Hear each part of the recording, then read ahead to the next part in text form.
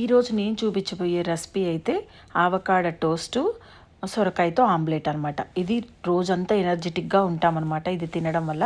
So ఎలా చేస్తానో చూపిస్తాను, వచ్చేయండి. 2 పండిపోయిన ఆవకాడలు అయితే తీసుకొని లోపలున్న పల్ప్ అంతా తీసి ఒక గిన్నెకైతే వేసుకుందాము. తర్వాత దాంట్లోకి ఒక నిమ్మకాయ బద్ద, కొంచెం సాల్ట్ పిండుకొని, తర్వాత మనం కట్ చేసి పక్కన పెట్టుకున్నాం కదా ఆనియన్స్, టమాటా, పచ్చిమిర్చి, అవి కూడా వేసేసి బాగా మెల్ట్ చేసేసి మనం ఆవకాడ టోస్ట్ అయితే రెడీ చేసి పక్కన పెట్టుకుందాం. ఇప్పుడు ముందుగా రెండో రెసిపీ సొరకాయ ఆమ్లెట్ అనమాట. ఇప్పుడు దీనికి కావాల్సినవి సొరకాయ తురుము, ఆనియన్స్, పచ్చిమిర్చి అనమాట. తర్వాత ఒక 1/2 స్పూన్ కారం, మన రుచికి తగినంత ఉప్పు అనమాట.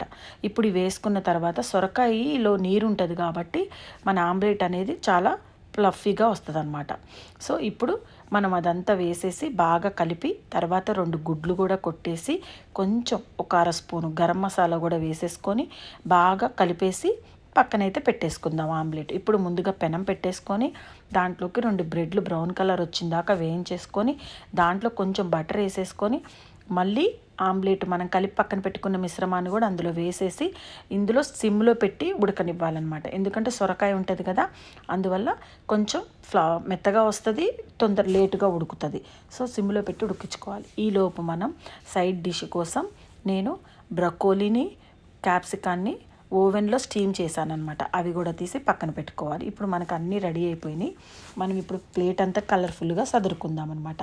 సో దాంట్లోకి కీరా ముక్కలు, బ్రెడ్, సొరకాయతో వేసిన ఆమ్లెటు, గ్రోకములి, క్యాప్సికము, మన ఆవకాడ టోస్ట్ అన్నీ కలిపి ప్లేట్ అంతా కలర్ఫుల్గా సదురుకుందాం అనమాట. ఇది తినడం వల్ల మనం రోజంతా చాలా హెల్తీగా ఉంటాము. మనకి ఆకలి కూడా త్వరగా అవ్వదు. సో మనకి హెల్తీ కూడా. సో షుగర్ పేషెంట్లకి అయితే ఇంకా చాలా మంచిది. సో ఇప్పుడు నేను దీన్నైతే టేస్ట్ చేస్తానన్నమాట. నాకు కూడా తినాలనిపిస్తుంది ఇంత కలర్ఫుల్గా పెట్టుకొని. సో ఇప్పుడు నేను టేస్ట్ చేసి ఆమ్లెట్ ఎలా ఉందో మీకు చెప్తాను, సొరకాయ ఆమ్లెటు. సో నాకైతే చాలా అంటే చాలా బాగా నచ్చిందనమాట. చాలా బాగుంది. మీరు కూడా ఒకసారి ట్రై చేయండి. మీకు ఎలా వచ్చిందో నాకు కామెంట్ చేయండి.